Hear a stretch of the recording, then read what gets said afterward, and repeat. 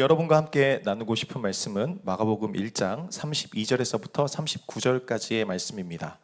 마가복음 1장 32절에서부터 39절까지의 말씀을 우리 함께 한 목소리로 봉독하도록 하겠습니다. 저물어 해질 때에 모든 병자와 귀신 들린 자를 예수께 데려오니 온 동네가 그 문 앞에 모였더라. 예수께서 각종 병이 든 많은 사람을 고치시며 많은 귀신을 내쫓으시되 귀신이 자기를 알므로 그 말하는 것을 허락하지 아니하시니라. 새벽 아직도 밝기 전에 예수께서 일어나 나가 한적한 곳으로 가사 거기서 기도하시더니 시몬과 및 그와 함께 있는 자들이 예수의 뒤를 따라가 만나서 이르되 모든 사람이 주를 찾나이다. 이르시되 우리가 다른 가까운 마을들로 가자. 거기서도 전도하리니 내가 이를 위하여 왔노라 하시고 이에 온 갈릴리에 다니시며 그들의 여러 회당에서 전도하시고 또 귀신들을 내쫓으시더라. 아멘. 우리 시간 가슴에 좀 손을 얹고 함께 같이 고백하겠습니다. 하나님은 나를 사랑하십니다. 나는 그 사랑 안에 있습니다. 나는 하나님의 형상입니다. 나는 하나님의 꿈입니다. 그렇게 살아갈 것입니다. 아멘. 혹시 최근에 화두가 되었던 연결되지 않을 권리라는 말을 혹시 들어보신 적이 있으신가요? 이 연결되지 않을 권리는 오늘날을 사는 많은 현대인들에게 퇴근 후와 또 주말에 업무에 연락을 받지 않을 권리를 의미합니다. 잠시라도 세상의 소음과는 좀 단절될 그 권리를 말하죠. 이 권리는 프랑스에서는 2017년에 법안이 통과되었다라고 하고요. 우리나라에는 카톡 금지법이라고 해서 법안이 올라갔다가 폐기가 된 상황이라고 합니다. 그런데 왜 이 말이 연결되지 않을 권리라는 이 말이 우리 시대에 이토록 큰 공감과 관심을 받고 있는 것일까요? 아마 그 이유는 우리가 눈을 뜨는 순간부터 잠드는 순간까지 단 한시도 다른 누군가와의 연결에서 해제되는 적이 없기 때문이 아닐까 싶습니다. 잠시라도 우리가 보낸 메시지에 답이 없으면 또 우리가 한 전화를 다시 콜백이 오지 않으면 굉장히 두려워하죠. 관계에 문제가 생긴 건 아닌지, 이 사람의 마음을 내가 상하게 한 건 아닌지, 혹은 나의 어떠함이 그 사람에게 싫어하는 모습이 된 건 아닌지 하는 그런 불안함이 있는 것이 사실입니다. 그런데 우리가 이토록 연결에 집착하게 되는 이유가 무엇일까? 그것은 어쩌면 우리 안에 하나님이 안 계심으로 인한, 하나님이 계시지 않음으로 인한 무언가 우리가 원초적으로 연결되어야 할 부분들이 깨어져 있기 때문에, 그 불안감이 우리 안에 있기 때문이 아닐까 싶습니다. 그런데 이 불안감이 아이러니하게도 오늘날 이 사회를 지탱해가는 커다란 동력이라는 사실입니다. 그리고 그 신화의 주인공들이 있죠. 바로 수많은 SNS의 인플루언서들이나 그리고 유튜버들입니다. 그들의 가치가 무엇일까요? 그들의 가치와 성공은 얼마나 많은 팔로워를 가졌는지, 얼마나 많은 구독자를 가졌는지, 그리고 얼마나 많은 좋아요와 또 조회수를 기록했는지가 중요한 것이죠. 이는 더 많은 사람과 연결되면 될수록 더 큰 영향력을 갖게 될 것이고, 그것이 곧 나의 존재, 나의 값어치를 증명한다라고 믿는 이 시대의 가장 강력한 가치관이자 가장 커다란 우상이 아닐까 싶습니다. 그리고 이 우상은 우리에게 안정과 만족을 준다라고, 그리고 성공을 보장한다라고 이야기합니다. 하지만 그 결과가 어떻습니까? 성공이라는 그 우상에게 잘 보이기 위해서 우리는 우리의 시간, 우리의 건강, 심지어는 소중한 가족과의 시간까지 희생하면서 정작 연결되어야 할 하나님의 관계도 외면한 채 살아가고 있지 않습니까? 우리 자신에게 한번 물어보죠. 만약 이 세상이 요구하는 끊임없는 연결과 그 다음에 분주하고 치열한 그 연결의 경주 끝에 마침내 우리가 그토록 갈망하던 성공의 정점에 서게 된다면 우리는 어떻게 될까요? 우리가 했던 그 모든 노력이 결실을 맺고 세상의 모든 사람들이 나와 연결되기를 바라고 또 나에게 박수와 환호를 보내는 그 순간이 찾아온다면 우리는 진짜 참된 안식과 행복을 누렸다라고 말할 수 있을까요? 세상은 이에 대해서 그렇다라고 말합니다. 그리고 그 성공의 연결을 유지하기 위해서 우리에게 더 연결하라고, 더 빨리 더 높이 달리라고 우리를 부추기는 것이죠. 잠시나마의 그 단절조차도 허락하지 않는 것입니다. 그렇다면 이 세상의 법칙이 정점에 달했던 바로 그 순간 우리 주님은 어떻게 하셨는지, 그것을 오늘 본문을 통해서 우리가 함께 같이 살펴보고 나누고자 합니다. 오늘 본문은 바로 그 폭발적인 성공의 현장을 우리 눈앞에 생생하게 보여주고 있습니다.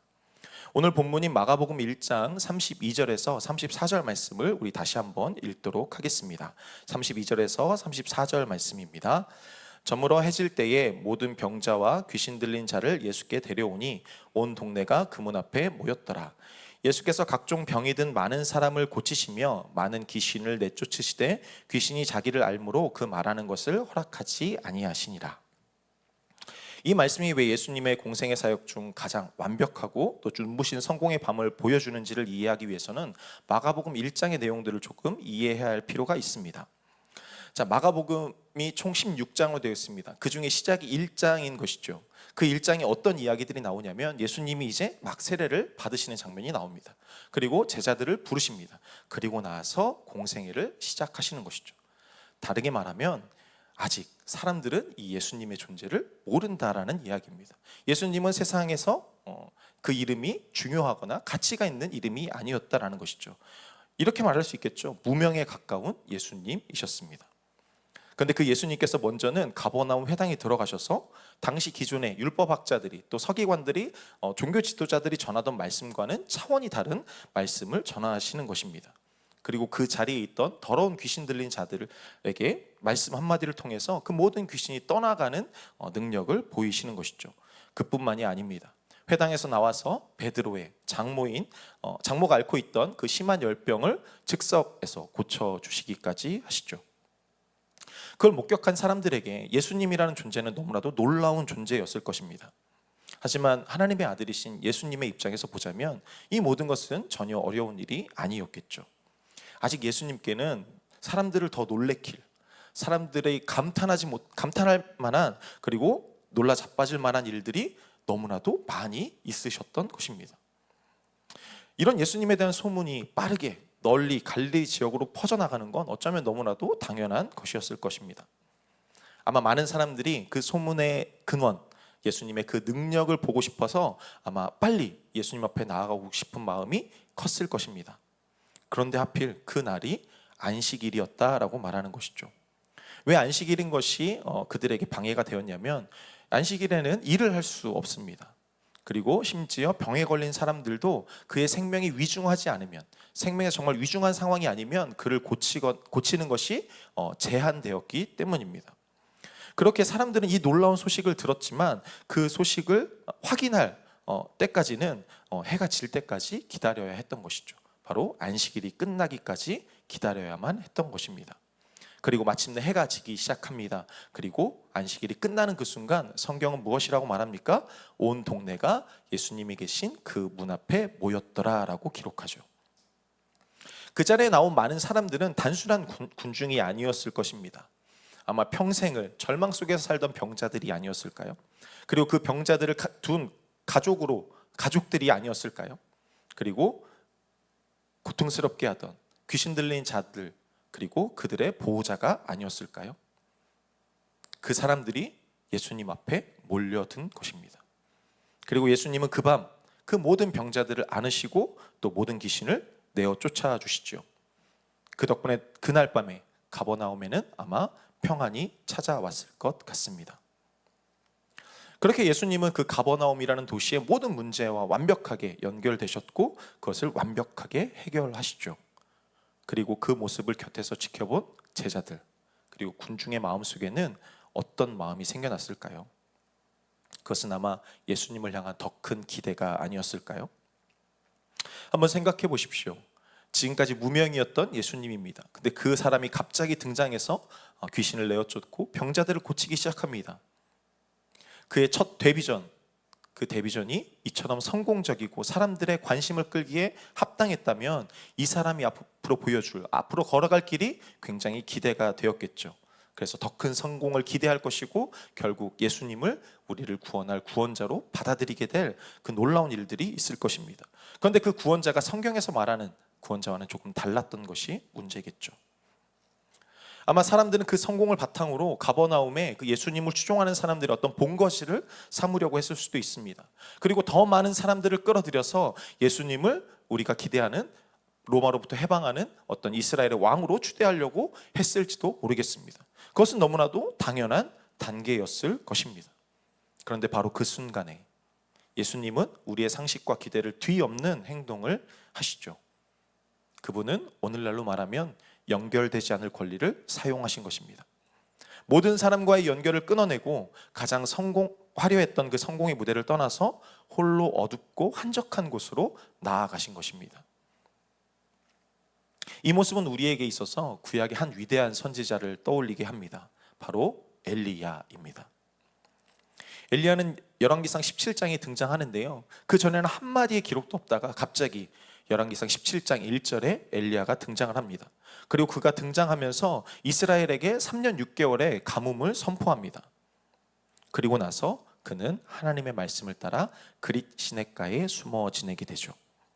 여기서 그 시냇가의 이름인 그릿이라는 단어의 어원은 카라트라는 히브리어에서 왔습니다. 그 카라트라는 말은 베어내다, 끊어내다, 분리하다라는 강력한 뜻을 지니고 있죠. 다시 말해서 세상의 성공 법칙과 그리고 명성, 사람들의 시선과 평가를 끊어내는 곳, 그리고 나의 모든 계획과 능력을 베어내고 오직 하나님 한 분만을 만나는, 하나님 한 분과만 깊이 연결되어야 하는 그곳을 의미하는 것이 바로 이 그릿 시냇가인 것입니다. 그리고 오늘 예수님께서 찾아가신 그 한적한 곳이 바로 이 그릿 시냇가와 같았다라는 것입니다. 우리 오늘 말씀을 통해서 왜 예수님이 스스로 한적한 곳, 그 고독한 분리의 장소로 들어가셨는지, 그곳에서 무엇을 얻으시고 무엇을 발견하시고 또 그 삶을 새롭게 할 만한 나만의 그릿 시냇가를 찾는 깊은 은혜가 있기를 주님의 이름으로 축복합니다. 오늘 말씀의 중심은 바로 35절 말씀입니다. 35절 말씀 같이 한번 읽도록 하겠습니다. 새벽 아직도 밝기 전에 예수께서 일어나 나가 한적한 곳으로 가사 거기서 기도하시더니, 예수님은 가버나움에서 가장 큰 성공을 거두신 시점입니다. 그리고 예수님은 스스로 세상과 단절시키며 한적한 곳으로 나가시죠.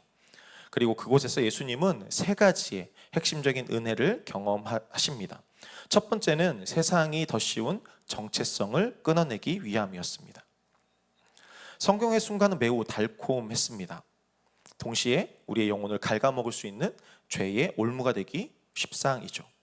그날 밤 가버나움의 모든 사람들은 예수님을 향해서 아주 열광적으로 환호했습니다. 그 환호는 단순히 칭찬이나 감사를 넘어섰을 것입니다. 아마 이 예수님이라는 존재를 우리의 왕으로, 또 우리를 구원할 구세주로 바라보았을지도 모르겠습니다. 그런데 좀 더 정확하게 말하자면 그들이 바라보았던 예수님은 성경에서 말하는 그런 구원자가 아니라 죽음에 이르게 하던 열병을 떠나가게 한 기적의 의사였을지도 모르겠습니다.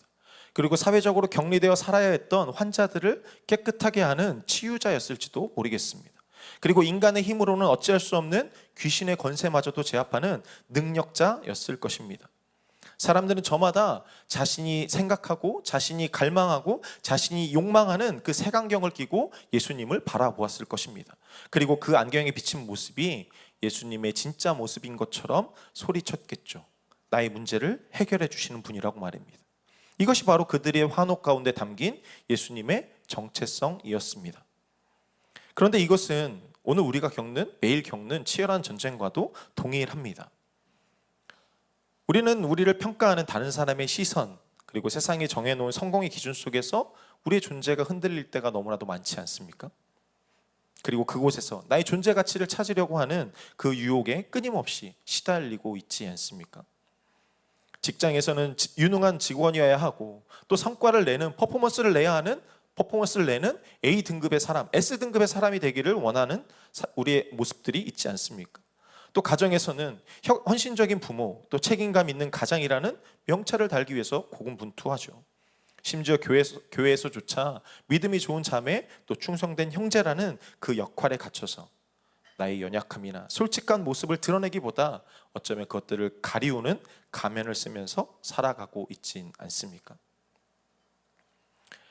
이렇게 사람들의 평가라는 변화무쌍한 파도에 따라 살아가다 보면 정작 하나님, 우리를 지으시고 우리를 향하신 그 하나님의 놀라우신 생각을 잊어버릴 때가 너무나도 많다라는 것이죠.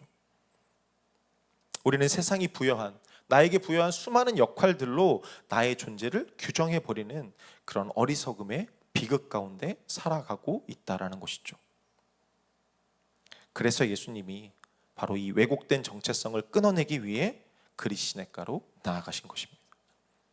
사람들의 시끄러운 환호성과 기대를 뒤로하고 고요함 가운데 오직 하나님 아버지의 음성만을 듣기 위해 그 한적한 곳으로 나아가신 것이죠. 그 음성이 무엇이었을까요? 아마 요단강에서 예수님께서 세례를 받으실 때 들으셨던 그 음성이 아닐까요? 너는 내 사랑하는 아들이고 내 기뻐하는 자라는 그 하나님의 음성을 말입니다. 예수님은 이렇게 홀로 있는 그 시간을 통해서 세상 사람들이 더 쉬운, 가버나움의 사람들이 더 쉬운 치유자이자 능력자이자 해결사라는 그 수많은 기능적인 이름표를 제거하셨습니다. 그리고 하나님 아버지께서 불러주신 단 하나의 이름, 사랑하는 아들이라는 자신의 참된 정체성을 다시 한번 확인하시고 입으신 것이죠. 이 흔들리지 않는 뿌리 깊은 정체성, 그것이 사람들의 요구와 비난과 평가라는 거센 바람에도 흔들리지 않고 예수님 앞에 놓여진 그 십자가의 길을 묵묵히 걸어가실 수 있었던 것입니다. 사랑하는 여러분, 우리 역시 세상이 규정하는 그 수많은 역할과 평가로부터 벗어나야 합니다. 그리고 하나님의 자녀라는 그 본질적인 정체성을 회복해야만 하죠. 그러기 위해 우리는 한적한 곳으로 그릿시냇가로 나아가야 합니다. 그리고 그곳에서 세상이 끊임없이 우리 가운데 요구하는 무엇을 할 수 있는지, 무엇을 성취했는가의 질문이 아니라 내가 누구인지 친히 대답해 주시는 그 하나님의 음성을 들어야 하는 것이죠. 그때 비로소 우리는 참된 자유와 평안을 누리게 될 줄 믿습니다. 두 번째로 그릿시냇가로 나아간 예수님은 인간적인 계획의 방향을 끊어내시려고 하셨습니다. 우리 가운데 왜곡된 정체성이 필연적으로 우리의 왜곡된 사명이나 우리의 삶의 계획으로 이어지게 되어 있는 것을 우리는 너무나도 잘 알고 있습니다. 오늘 보면 37절 말씀 우리 함께 같이 읽겠습니다. 만나서 이르되 모든 사람이 주를 찾나이다. 우리는 이 말을 굉장히 무미건조하게 읽죠. 예수님, 모든 사람이 지금 예수님을 찾습니다 라고 말했을까요? 아닐 것입니다. 아마 흥분에 겨워서 소리치듯이 예수님께 말씀하지 않았을까요?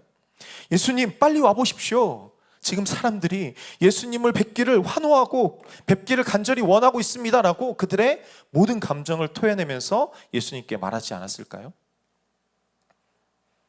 그런데 그 깊은 내면에는 이런 마음도 있었을 것입니다. 이 사람들의 환호와 또 이 사람들의 충성을 가지고 우리가 더 큰 자리로 나아갑시다라는 세상의 계획과 욕망이 말입니다. 성공은 우리에게 그 자체로 굉장한 동기부여를 주죠. 그리고 우리는 그 성공을 맛보고 나면 그 성공에서 벗어나는 것을 굉장히 두려워합니다. 그래서 우리는 실패하는 것을 굉장히 두려워하죠. 결국 더 크게, 더 높이, 더 넓게 나아가라는 세상의 논리가 우리의 존재를 뒤흔들어 버리게 되는 것입니다. 이것은 마치 엘리야가 아합 왕 앞에서 가뭄을 선포한 직후의 상황과도 같습니다. 아까 말씀드렸던 것처럼 열왕기상 17장에서 엘리야가 갑작스레 등장합니다. 17장 1절 말씀 우리 함께 같이 읽도록 하겠습니다. 길르앗에 우거하는 자 중에 디셉 사람 엘리야가 아합에게 말하되 내가 섬기는 이스라엘의 하나님 여호와께서 살아계심을 두고 맹세하노니 내 말이 없으면 수년 동안 비도 이슬도 있지 아니하리라 하니라. 이렇게 말하는 이 엘리야의 마음이 어땠을까요? 이제 내가 바알 숭배자들을 전부 다 처단하겠어. 그들을 심판해서 이 우상 숭배하는 이스라엘을 다시금 하나님께 돌아오게 하겠어라는 거룩한 사명과 거룩한 열심 그리고 영적인 흥분이 있지 않았을까요? 하나님께서 나에게 갑자기 음성을 주셔서 이 이스라엘 가운데 비를 내리지 않겠다라고 말씀하시고 이들이 저지른 그 죄악이 끝나기 전까지 내가 비를 내리지 않겠다라고 말씀하셨다면 그 말을 들은 이 엘리야의 마음이 어떻겠습니까? 그 하나님의 말씀이, 그 전능하신 하나님의 말씀이 내 가운데 임하셨기에 내 안에 그 거룩한 열정과 사명이 불일듯이 일어나지 않았을까요? 그런데 바로 그 순간 하나님의 또 다른 말씀이 임합니다. 그 다음에 이어지는 2절과 3절까지의 말씀을 함께 같이 읽겠습니다. 여호와의 말씀이 엘리야에게 임하여 이르시되 너는 여기서 떠나 동쪽으로 가서 요단 앞 그릿시냇가에 숨고. 엘리야는 지금 하나님의 말씀을 듣고 아합 왕 앞에서 이제 더 이상 비가 내리지 않을 것입니다. 당신들이 우상 숭배한 그 죄를 돌이키지 않으면 더 이상 하나님께서 비를 허락하시지 않을 것입니다 라고 이야기하고 있는 상황입니다. 이제 그 하나님의 말씀이 성취되기를 얼마나 간절히 바랬을까요? 내가 그 말씀을 성취할 것이라고 얼마나 굳게 믿고 있었을까요? 그런데 그런 엘리야를 향해서 들려오는 하나님의 말씀이 무엇입니까? 그것은 가라는 것이 아니라 숨으라는 것이었습니다. 싸우라가 아니라 기다리라는 것이었습니다. 아마 엘리야는 이해할 수 없었겠죠. 하나님, 지금 저에게 숨으라는 이 말씀이 정말이십니까? 하나님이 정말 당신이십니까? 얼른 가서 하나님을 업신여기고 우상 숭배에 빠진 이 이스라엘 백성을 향해 하나님의 그 거룩하신 심판을 행해야 하지 않겠습니까? 라고 외치지 않았을까요? 하지만 그럼에도 엘리야는 자신의 모든 합리적인 계획과 열심을 내려놓습니다. 그리고 그 하나님의 말씀에 순종해서 하나님이 명하신 그 그릿시냇가로 나아가는 것이죠.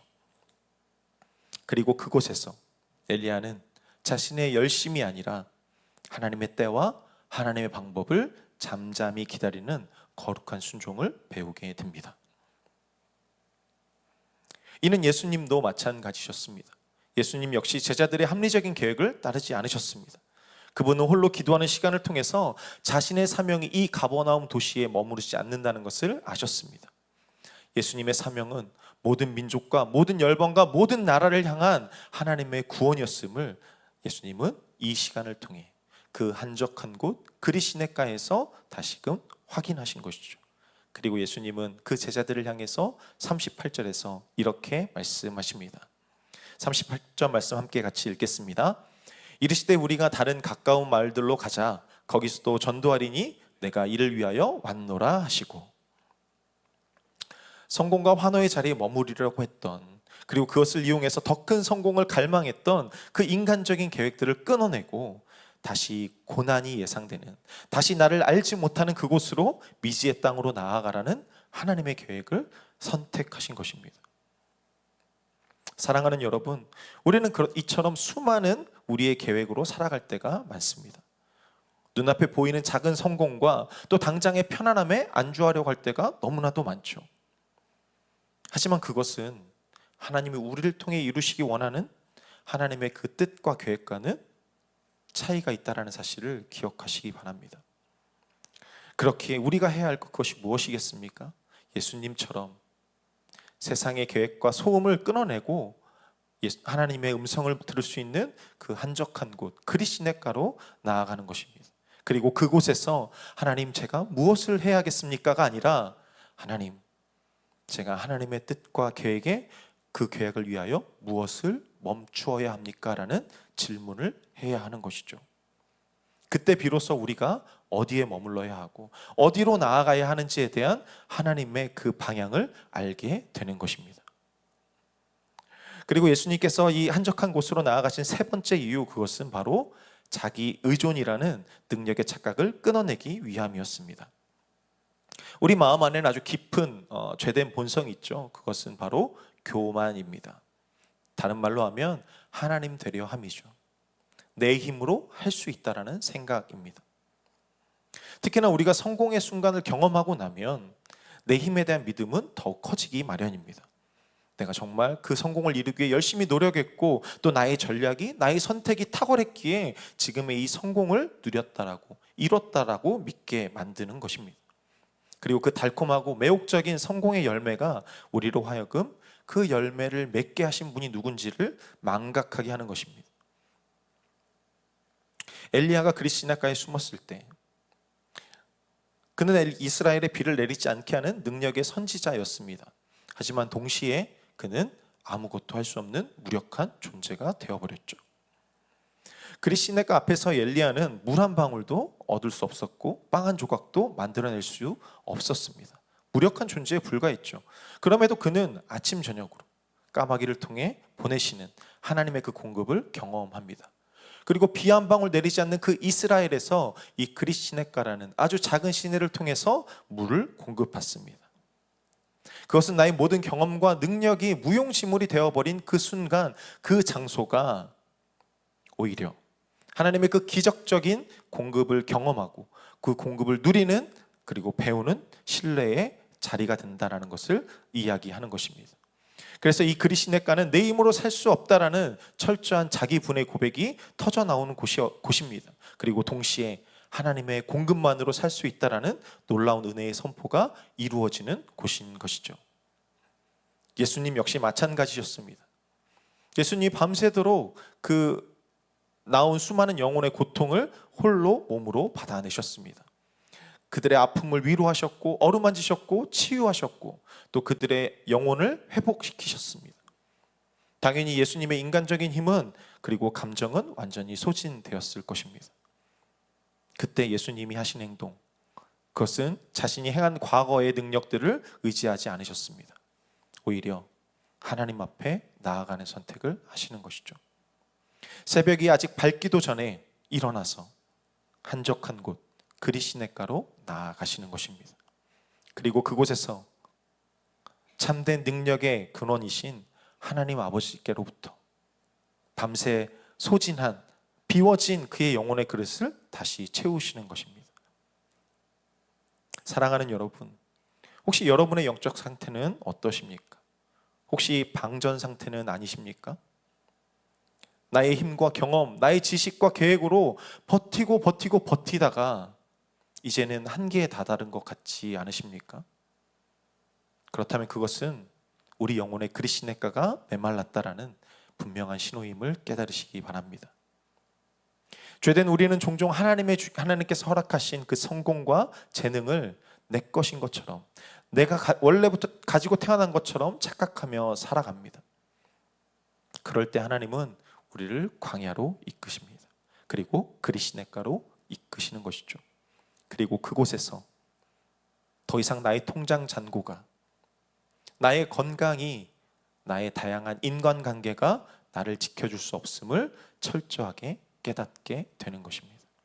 그리고 그 절망과 무력감의 자리에서 비로소 고백하는 겁니다.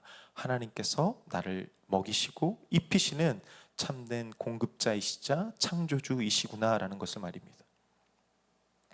그곳에서 우리는 나는 할 수 있다라는 이야기보다 주님만이 하실 수 있습니다, 주님 없이 나는 아무것도 아닙니다라는 가장 위대한 믿음의 고백을 배우게 되는 것이죠. 그것이 바로 한적한 곳 그리시네가가 주는 역설의 은혜인 것입니다. 이제 말씀을 정리하겠습니다. 오늘 우리는 예수님의 모든 사역의 비밀이 바로 이 한적한 곳에 있었음을 배웠습니다. 예수님은 가장 큰 성공과 환호의 순간에 가장 먼저 세상과 자신을 분리하시는 선택을 하십니다. 그리고 고독의 자리로, 한적한 곳으로 그리시네가로 나아가 아버지의 음성을 들으십니다. 예수님은 그곳에서 세상이 덧입힌 왜곡된 정체성을 걷어내십니다. 그리고 인간이 추구하는 방향이 아니라 하나님께서 원하시는 방향을 선택합니다. 그리고 자신의 능력이 아니라 참된 능력의 근원이신 하나님의 능력을 공급받습니다. 바로 세상이 주는 이름표가 아니라 하나님이 불러주시는 이름으로, 나의 계획이 아니라 하나님의 계획으로, 나의 힘이 아니라 하나님의 힘으로 다시 일어서시는 것이죠. 예수님께서 홀로 계셨던 이 마음이 오늘을 살아가는 우리에게도 주는 도전은 명확합니다. 그것은 성공했다라고 생각되어질수록 그리시네가로 가야 한다는 것입니다. 그리고 바쁠수록 그곳에 숨어야 한다는 것입니다. 이것이 하나님 나라의 역설적인 원리인 것이죠. 우리는 이렇게 이야기합니다. 시간이 나면 기도하겠습니다. 하지만 예수님은 시간을 내어 기도하셨습니다. 우리는 바쁘다는 것을 핑계로 기도하지 않지만 예수님께 바쁨은 오히려 기도해야만 하는 가장 중요한 이유였습니다. 사랑하는 꿈꾸는 교회 가족 여러분, 이제 주님은 우리 각자에게 동일하게 그리고 아주 인격적으로 질문하십니다. 사랑하는 아들아, 사랑하는 내 딸아, 너의 그리시네가는 어디 있느냐? 여러분의 삶에서 이 세상이 주는 모든 소음을, 또 모든 유혹을 의도적으로 차단하고 오직 하나님만 바라보며 하나님의 음성을 듣는 그 거룩한 시간과 장소는 어디입니까? 어쩌면 많은 분들이 이렇게 대답할지도 모르겠습니다. 너무 바쁘고 너무 피곤하고 너무 해결해야 할 문제가 많아서 그럴 여유가 없습니다 라고 말이죠.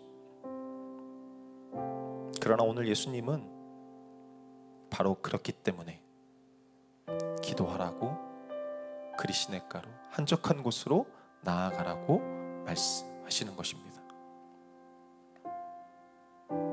거창할 이유가 없습니다.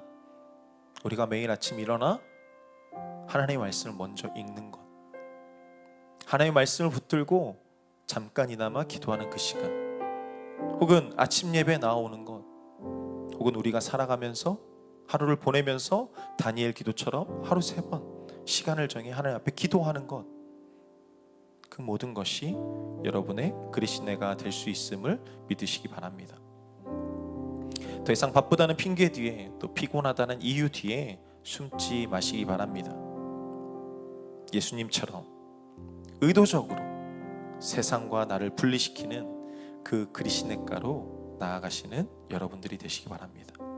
그래서 그 시간을 통해서 우리의 소진되어지는 삶을 회복하고 흔들리는 우리의 인생의 방향을 다시금 정돈하고 하나님의 기적적인 공급을 경험하는 저와 여러분 모두가 되시기를 주님의 이름으로 기도드립니다.